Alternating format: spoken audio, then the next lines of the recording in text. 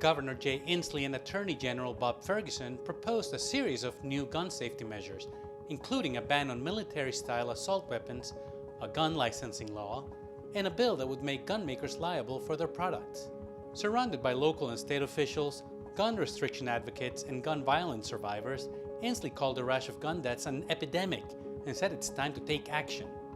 Our gun safety laws are not the only thing we're going to do to fight gun violence. We are going to provide more mental health to our young people. We are going to attack the homelessness crisis. We are going to train more police officers so that there are more officers on the streets to protect us.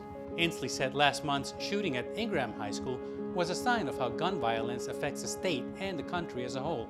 Other nations have difficulties in mental health.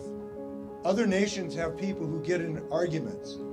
But we have this scourge of gun violence because of the presence of the wrong kind of guns in the wrong hands. Sophie Glaziova, a senior at Ingraham who was there when the shooting took place, spoke about how that incident affected her. We learned that day a kid fired a semi-automatic weapon at least 5 times within my school. It is hard to put into words the amount of fear that I felt. Fear for my friends, fear for my community, and fear for myself. This would be the 7th time a ban on assault weapons has been proposed, but State Senator Jamie Peterson is confident that this year the legislation will succeed. We elected gun violence prevention supporters, and we are going to be set up to be able to pass this stuff, and I think that it's a priority. Attorney General Ferguson spoke with Converge Media about the chances of the gun restrictions surviving challenges at the U.S. Supreme Court, which seems to have taken a pro-Second Amendment stance recently.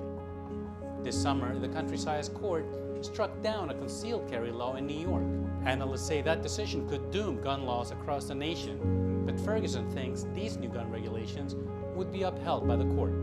And while it's not directly about the situations we have here in Washington, it's about a specific New York law that's unrelated to our proposals, they did analyze common sense gun reform and change some of the analysis. We feel confident, even in light of that Supreme Court decision, that we can successfully defend these laws if and when they're adopted.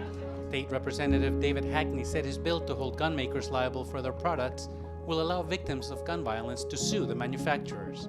If you think you're going to make a profit by flooding my community with weapons that cause harm, we're going to take that profit away from you in a civil lawsuit. It's not strict liability. It's not every time a gun that you sold is used. It's a gun that was improperly sold, marketed, or distributed. That's what we're going to do. Like any other business, you should be held accountable. Keanna Rose Pickett, whose husband D'Vonne Pickett Jr. was killed outside of their business in October, said she and her husband were both Second Amendment supporters and took their children to gun ranges and educated them about gun safety. It was important to come today to meet the different, the Governor Inslee, the different state representatives, the people who are working for gun more safety, just so that they can hear D'Vonne's story, meet me, so that they can put a face and a name to the things that they're pushing.